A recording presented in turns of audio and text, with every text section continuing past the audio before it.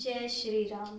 मंगल भवन अमंगल हारी, द्रवहु सुध शिरत अजर बिहारी। जय सिया राम, जय जय सिया राम। दीन दयाल बिरधु संभारी, हरहु नाथ मम संकट भारी। जय सिया राम, जय जय सिया राम।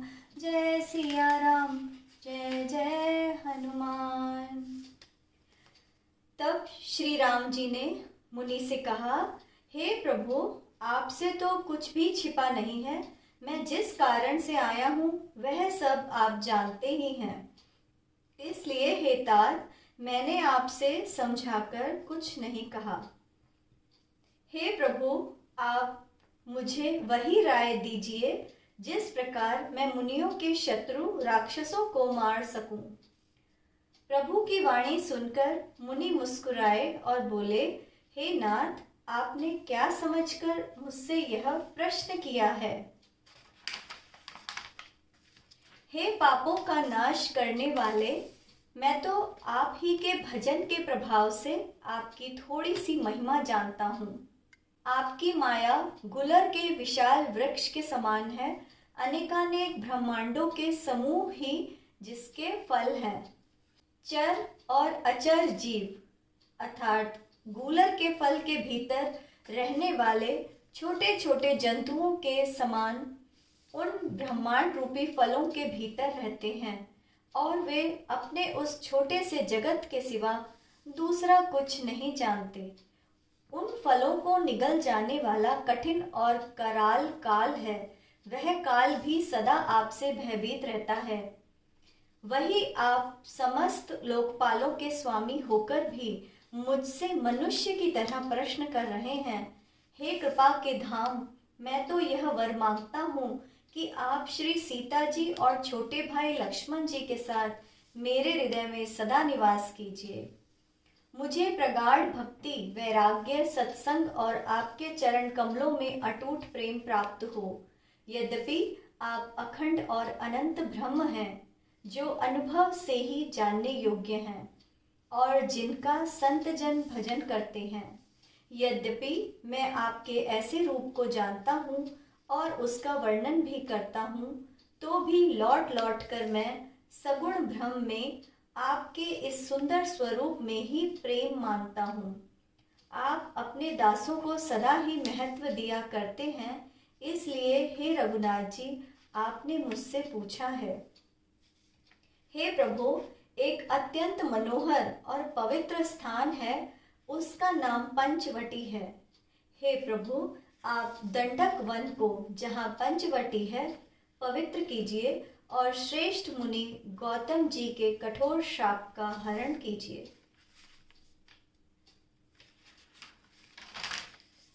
हे रघुकुल के स्वामी, आप सब मुनियों पर दया करके वहीं निवास कीजिए। मुनि की आज्ञा पाकर श्री रामचंद्र जी वहां से चल दिए और शीघ्र ही पंचवटी के पास पहुंच गए।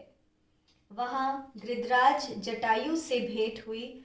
उसके साथ प्रभुत प्रकार से स्नेह बढ़ाकर प्रभु श्री रामचंद्र जी गोदावरी नदी के पास पर्णकुटी छाकर रहने लगे। जब से श्री राम जी ने वहां निवास किया, तब से मुनि सुखी हो गए। उनका डर समाप्त हो गया। पर्वत, वन, नदी और तालाब सुशोभित हो गए। वे दिनों दिन अधिक सुहावने मालूम पड़ने लगे। पक्षी और पशुओं के दल आनंदित रहते हैं और भौरे मधुर गुंजार करते हुए शोभायमान हो रहे हैं। जहाँ प्रत्यक्ष श्री राम जी निवास कर रहे हैं, उस वन का वर्णन सर्पराज शेष जी भी नहीं कर सकते।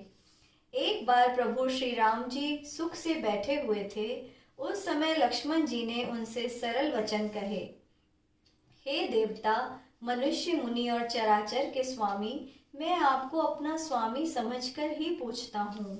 हे देव, मुझे समझाकर वही बताइए जिससे सब छोड़कर मैं आपकी चरण रज की ही सेवा करता रहूं। ज्ञान, वैराग्य और माया का वर्णन कीजिए और उस भक्ति को समझाइए जिसके कारण आप दया करते हैं। हे प्रभु, ईश्वर और जीव का भेद भी सब समझाकर बताइए, जिससे आपके चरणों में मेरा प्रेम बढ़े और शोक, मोह तथा भ्रम नष्ट हो जाए। श्री राम जी ने कहा, हे तात, मैं थोड़े ही में सब समझाकर बताता हूँ। तुम मन, चित्त और बुद्धि लगाकर सुनो। मैं और मेरा, तू और तेरा, यही माया है जिसने संपूर्ण जीवों को वश में कर रखा है। इंद्रियों के विषयों को और जहाँ तक मन जाता है, हे भाई, उस सबको माया समझना। उसके दो भेद हैं, एक विद्या और दूसरी अविद्या। इन दोनों भेदों को तुम सुनो। एक अविद्या दोष युक्त है और अत्यंत दुख रूप है, जिसके वश होकर जीव संसार रूपी कुएं में पड़ा हुआ है।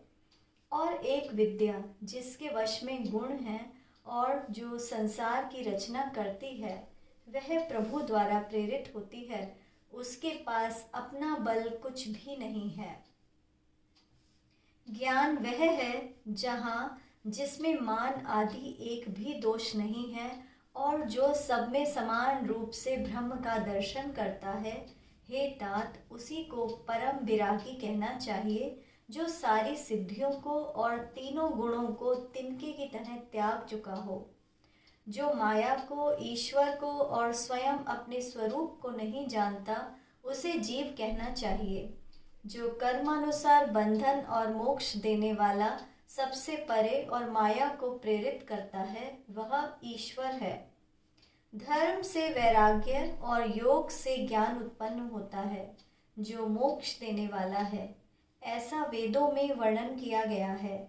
और हे भाई, जिससे मैं शीघ्र ही प्रसन्न होता हूँ, वह है मेरी भक्ति, जो भक्तों को सुख देने वाली है। वह भक्ति स्वतंत्र है, उसको ज्ञान, विज्ञान आदि किसी अन्य साधन का सहारा नहीं है। ज्ञान और विज्ञान तो उसके अधीन है। हे तात, भक्ति अनुपम एवं सुख की मूल है और वह तभी प्राप्त होती है जब संत प्रसन्न होते हैं।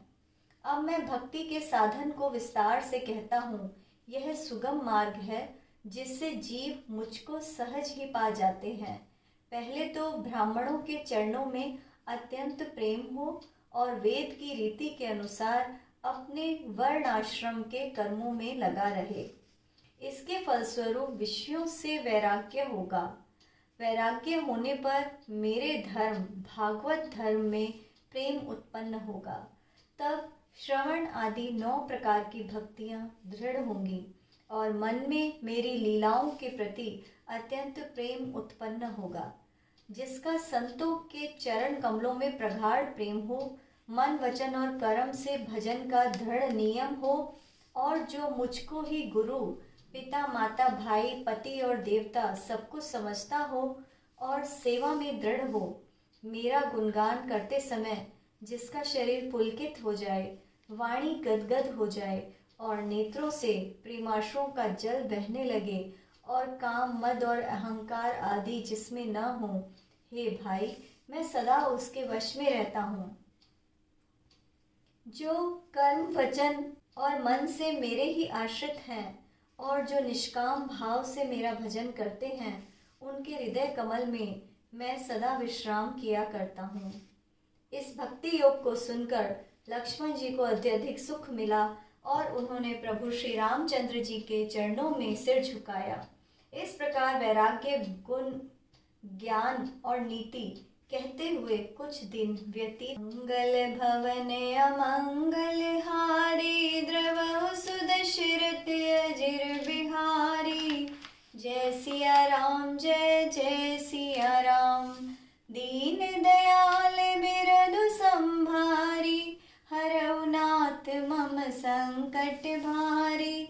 जय सिया राम, जय जय सिया राम। जय सिया राम, जय जय सिया राम। जय सिया राम, जय जय हनुमान। जय श्री राम।